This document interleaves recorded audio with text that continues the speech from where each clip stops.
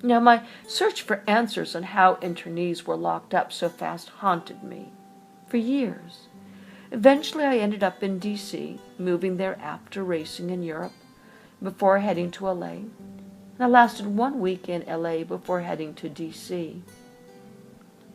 And in D.C., one day, I heard a man talk about a machine that was part of his family's World War II story. This man's parents survived the Nazi death camps. I found another clue. I was out on the streets another day, archiving images, and I leaned up against a red brick wall. I had to remove a pebble from my shoe. My hand hit something. I looked. A plaque. Well, me and plaques, I read them. I found not just another clue, but the answer I'd been looking for, literally. After all this time, I was ready to sit back down to a sense of place, the story I began writing on World War II, racing, Santa Anita, the Japanese people, and internment. Life, though, has a way of getting in between intent and opportunity. And that said, opportunity has a way of stepping back into our lives time and again. As for Santa Anita, oh, the racetrack remains my tapestry. Horse remains my thread, binding me to wherever I go. Even in D.C., polo on the Mall. Horses bordered on Northwest streets every fall. And if and when I hear the clip-clop of iron shoes on the street, oh, I'm there as fast as I can. Horse apples? They bring a smile to my face. And sometimes when I'm lost in politics, lonesome from memories of pitchforks, stalls, and the scent of a stud, well, sometimes the closest I get to back then, maybe, the carousel outside the castle. I watch, I remember. Simpler days. Equine love. I remember. Santa Anita, always on my mind. I miss friends. The track lays empty most days. Attendance numbers aren't there. Over time, cars replaced horses.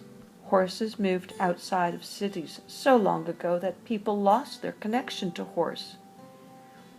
Even equine aristocracy changed. Audiences moved on. The need to be present on the track at the break and finish of a race, gone. Technology conscripted race day guests. Audience are mobile on mobiles. Well, you do know track owners did this intentionally. The writing on their wall was that costs would continue to increase as attendance would continue to go down.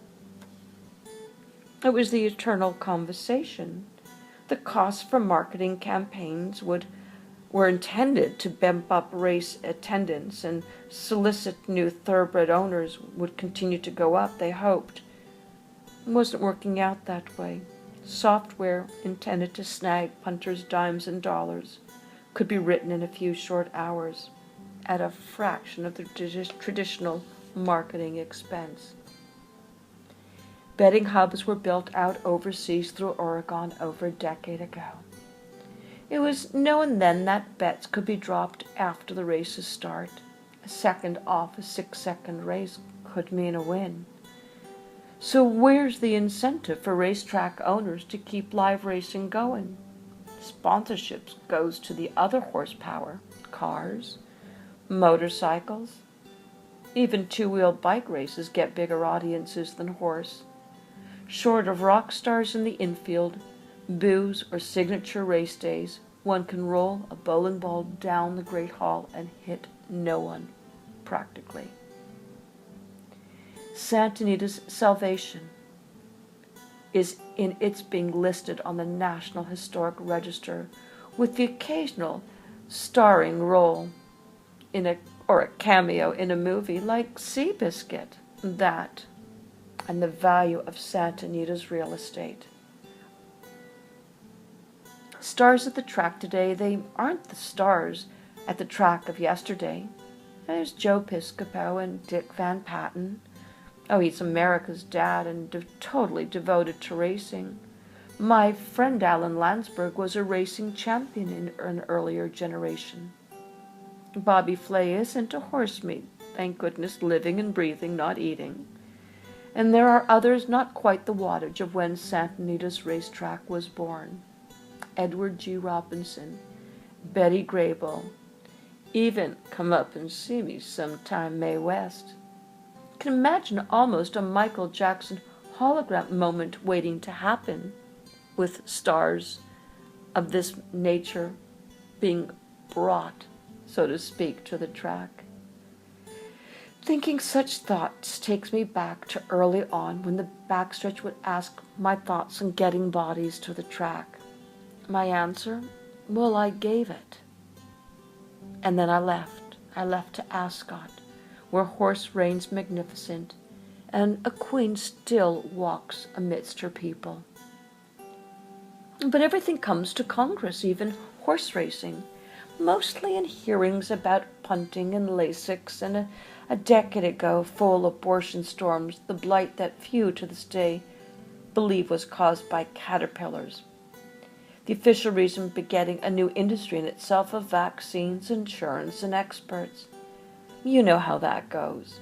Remember the children's story, The Emperor Has No Clothes? Well, a constable in England once told me, sometimes people know, but really do not want to be told what they know. Sometimes it's best to leave things as they are. He stared me deep in my eyes. Never forgot. Sometimes it's hard. As for racing, the more things change, the more things stay the same. LinkedIn conversations a decade later have not changed from conversations a decade earlier. As with all things in life, there are experts. At least that's what they say they are. Papers, professors, lawyers, and lobbyists. Ask them questions that count, like about Premarin, reruns. Andrew Parker Bowles or Grace Belcourt. The blank look says it all. Not everything's on the internet. Even answers to Fulbrights written in books, both sides of the pond, that one must blow dust off first to read, in a Harry Potter-like wizardry moment, like, whew. There are answers to making a difference, though. Horsemen need to be reminded, just like the question I softballed Frank Stronach when he came to discuss Magna Man in D.C. Some people say it's like putting a puppy in a child's hand.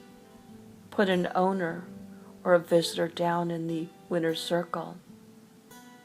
Used to be a guarantee to get them coming back, but times are changed, and if it was up to me, no lobbyist could talk horse unless they spent time getting to know both sides of the front end and the back end of the horse, and knew about barrel racing, BLM, trotters, silkies, even Misty. You remember, the ponies of Assateague and Chincoteague, like the 7 degrees of Kevin Bacon.